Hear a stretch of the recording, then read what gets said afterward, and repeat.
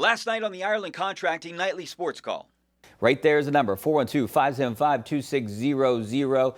And definitely going to be talking about Paul Skeens and potentially holding him for that St. Louis series, which starts on Monday. I think it's a good idea for various reasons. I mentioned in the news. I like the fact that you're pushing him back, resting him a little bit. He's only a rookie. He hasn't been through this. And also pitching him against a series you really need to win. And you look, they need to win the first series, too. It's really important. Every series is important. But that Cardinals series, that's the team that you're really battling with for one of those 3 wild card spots. The Philly series is important, though. You certainly don't want to get out of the chute with like a 3-game losing streak after you go 6-1 heading into the break, Richie. Here's my main question. On Skeens, I think I can say pretty clearly they're going to be very careful with him down the stretch. Not only because they were always going to be careful, but if they stay in this thing, the longer they go, if 150 was about his cap for innings, the last thing they want to do is have a Strasburg-like situation where they actually shut a guy down for the playoffs. So I think they're going to try to be very careful with Skeens. But where's Mitch Keller in that Philly series? I don't understand it. You've got Perez and you've got Gonzalez going. You've got Aaron Nola on the mound in the first game of that series against Perez. That's a massive advantage to Philly in that game. Luis Ortiz has a tough assignment as far as his opposing pitcher, another guy who made the All-Star game with a sub-3 ERA. Mitch Keller's supposed to be your horse. I mean, he's supposed to be the guy that is stretched out, that knows what it's like to throw 185, 190 innings. Where is he in one of the first 3 games post-All-Star break? I don't get that. Why do you think that? They're just going to put all these guys up against the Cardinals? I mean, you need to win that. You can't throw that first series away. I would assume that they would have definitely pitched Mitch Keller in that first game. Get that excitement going. Keep the momentum going. They pulled him out of his last start pretty early, and Shelton claimed it was, I could tell he was fatigued, this, that, and the other thing. I sure hope there's nothing wrong. We've got no indication that there is, but it was curious the way they pulled him out of that game, and the reasons they cited made it seem like, A, they were maybe trying to manage him so that they felt like he would be extremely fresh and get a lot of extra rest heading out of the break. I don't know, but you better be ready to have Mitch Keller doing both the marathon and the sprint the rest of the way here, because they're going to need a lot of innings and a lot of big-time starts from him, especially if they occasionally skip Skeens like once or twice in the second half here to try to keep his innings at a number that they're okay with if they make a playoff push. It's also a way to reset your rotation, too. I mean, if you go with Skeens Monday and then you go with Keller on Tuesday, I guess you could go back to who's starting that first game, Perez. Yeah, but if you started Skeens or you started Keller, let's put it this way. Let's say you started Keller first game out of the chute here. Then, okay, 1, 2, 3, 4. Keller's back for the last game of St. Louis to anchor your rotation there. I think it's a curious kind of way that they're going about this. They're throwing 2 semi-to unreliable lefties out there against a very good Phillies lineup, probably the best lineup or one of the best in the entire league. It just has a recipe. Honestly, Richie, it has a recipe to start 0-3 out of the break, or at best 1-2 written all over it. And I hope I'm wrong. They're going to have huge crowds, a lot of Philly fans. It's going to be a great atmosphere, but I don't know how you can feel all that good about any of these 3 games as far as the pitching matchups are concerned for the Pirates. All right, welcome back to the Ireland Contracting Nightly Sports Call. This is our GMC Tweet of the Night, and this is from the Pittsburgh Pirates. 1 year ago today, Paul Skeens officially became a Pittsburgh Pirate when the Pirates signed him to his rookie contract. One of the best moves the Pirates ever made, drafting him instead of the other guys, Chris. I know I was for the Paul Skeens. I'm pretty sure you were too, right? Weren't you? You weren't. You wanted Dylan Cruz, right? No, you don't have to. Yeah, you don't have to give me any grace here, Richie. Okay. You don't have to be nice.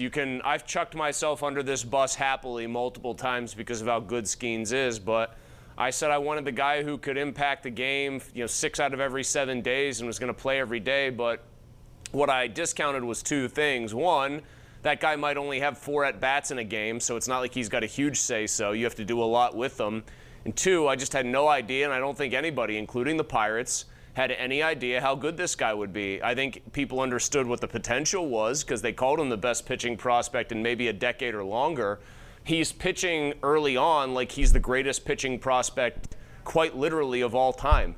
And I remain, Richie, I think more impressed than anything with Skeens by the fact that, yes, he throws it very hard, and yes, he throws the ball very hard for a very long time. You know, Mason Miller can touch 104, and it's awesome. Bethel Park kid, great story. I don't know if Mason Miller's doing that for more than 2 or 3 innings. The fact that Paul Skeens, what's most impressive is the fact that Paul Skeens, before he even got to the Pirates, like after they drafted him, before he ever pitched in a game, he already had like a list of things he wanted to work on that he intuitively knew he would need to get better hitters out. And that's where that split finger and sinker combo pitch, whatever you want to call it, splinker, splitter sinker, whatever, that's where that came from. And because of his physical gifts, he can throw that kind of a pitch harder than anybody. But what sets this guy apart from other guys who throw really hard, at least early on in his career, Garrett Cole, name one, Scherzer, Verlander, he just seems to have intellectually a capacity for pitching and an acumen, a feel for the finer points of the art of pitching that those guys didn't have. Remember, Richie, how when Garrett Cole came up, we said, oh, he can throw 100, maybe even 101. Remember how remarkably few bats he missed? No one ever sniffed at his off-speed stuff. It felt odd that he was working so hard to get strikeouts. That's because I don't think there was a feel for the art of pitching like Skeens has clearly displayed. So do you think he should and he will eventually maybe change the way he pitches, following like a model of like Justin Verlander, where you don't have to throw 100 at the start of the game, maybe you throw low to mid 90s and then work your way up? So I think that's a good question, and I'm glad you brought that up, because one of the things Pony and I were kicking around is I think I just kind of openly floated, or I might have even said it to somebody else, maybe one of the former Pirates pitchers we had on. I said, just how good can this guy be? I think it was maybe Denny Nagel, or it was maybe somebody else. Maybe Doug Drabeck was talking about efficiency.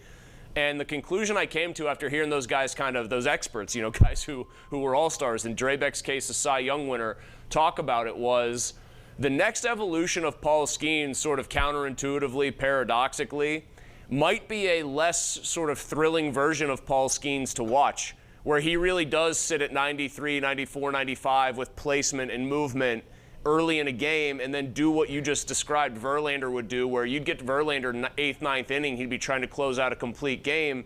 Well, how's this guy throwing his 99th pitch at 102 or 101 and throwing absolute gas? So I think that's Paul Skeens' next evolution. How early in games do I become more efficient so that I can pitch a 3rd time through the order and maybe a 4th? I think that's like Paul Skeens' final form, and if he gets there, he's going to win multiple Cy Young Awards, and he's going to probably win them while he's here. All right, Chris, I have a tweet here that I wanted to read.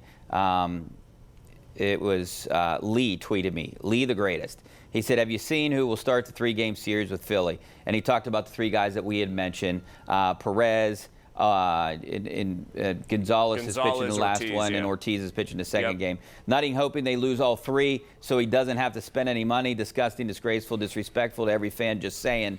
I don't think this is Nutting's decision, and I don't think Nutting wants them to lose 3. I mean, yes, he's a cheap guy, and he doesn't want to spend a lot of money, but he wants to win. He wants to see that place packed and excitement out there. I mean, I think Bob Nutting is like most owners. They want to make a profit. They all do, but they also understand on some intuitive level that a better team draws more attendance, draws more eyeballs. The more that stadium's filled, the better it is for business.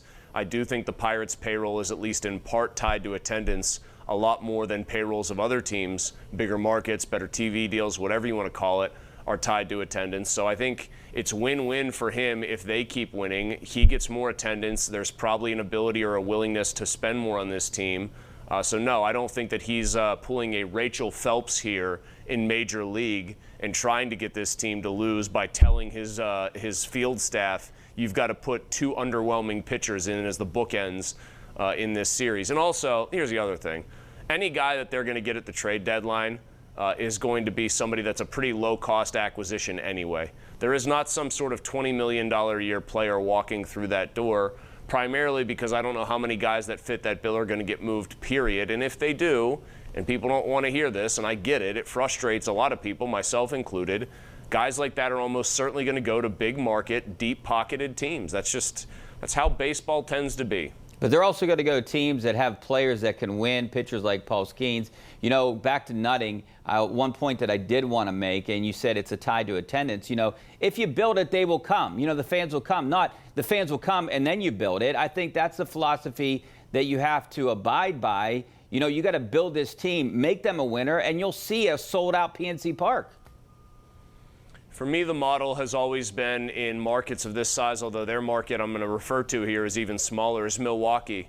Mark Atanasio, their owner, is very transparent with fans about when they're going to need to rebuild and what their plan is and when they think they can get back to being competitive. And they spend more money than the Pirates, generally speaking, because when they're competitive, they tend to put a good number of fans in that ballpark. And I think all fans want is the sense, the true tangible sense that the owner wants the team to win as bad as they do, in that within reason, i.e. I don't expect them to spend like the Yankees or the Dodgers, but that within reason you spend in accordance with the idea that you want to win, or you spend an amount of money that seems like, hey, yeah, this guy does want to win. This is a pretty convincing effort that they're putting forth there. And I think that that's what Pirates fans' primary frustration is. And it's mine, too, to be fair. I mean, their payroll is the second lowest in Major League Baseball. It should be higher. I don't think that that should be verboten to say. It isn't verboten to say. It should be higher. This is a team that should be able to support a $115 to $130 million payroll most years, and that should be an uncontroversial statement start to finish. It shouldn't even be a question that that's a reasonable ask. Yeah, no question about it, and the fans will come if you're spending $100 million and you look like that you want to compete. And money does that. When you spend money, it makes you look like you want to compete. Right now, second lowest payroll, you don't look like that. Let's go out to Chuck in Uniontown. How you doing, Chuck? Oh, thanks, Phyllis. Mo, you've just about beaten in the punch. I was going to say the same thing. First, well, where's Keller? I don't understand that. That's like that playoff game in 2015 against the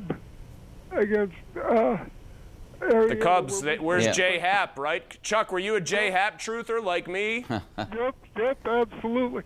The other thing is, well, right now, I mean, this is the time. Remember, there's three words that I hate that I have to tell you. They need to stop it. Lazy, stingy, and stupid. This is the time to stop it right now. Thanks. Bye-bye. All right, thanks a lot, Chuck. I appreciate it. Jay Happ is one of the players that comes to mind that they should have tried to keep. There's a few others, or maybe they should have went out and got a couple guys because they weren't competitive really in 2016 after they had such great teams in 13, 14, and 15. Well, they tried to substitute Jay Happ, let him walk because he got paid good money, with John Neese in a Neil Walker trade. That was a hideous disaster. I mean, there are many examples. You know, I'm not going to rehash the past too much. I do think in that particular case, Richie, that 2015 to 16 transition, that bridge year nonsense was shameful then. It's shameful now. But I think what you also had going on there was Neil Huntington and his staff, coming off 3 years where they were able to puff their chests out pretty good, started to think that they could beat the system. And the problem was when baseball livened up the actual physical baseballs they were using, a lot of Huntington's methodologies and ways to win sort of went out the window, and he wasn't prepared to pivot on a dime, and that really hurt them. Let's go out to Ray in Whitehall. How you doing, Ray? Hey, there was information on the internet last night that the Pirates had revenue last year of over $300 million. Do you believe that? You know what? I don't know what to believe because their books are sealed. It's not public knowledge of what they make over there, but I'd imagine they make a lot of money, Chris, because Bob Nutting still owns this team and still wants to continue to own this team, even though he's had suitors to buy it. So obviously they're making a ton of money. A couple of things here. I wouldn't say things like they could support a $115 to $130 million payroll if I didn't have a decent enough sense that the finances backed up such a statement. Also, I think for Ray or anybody else, what you want to try to do, and it's not a perfect model because the revenue sharing I don't believe is the same like it is for NFL teams, where because we know that the Packers are publicly owned, you can extrapolate what each team is roughly bringing in.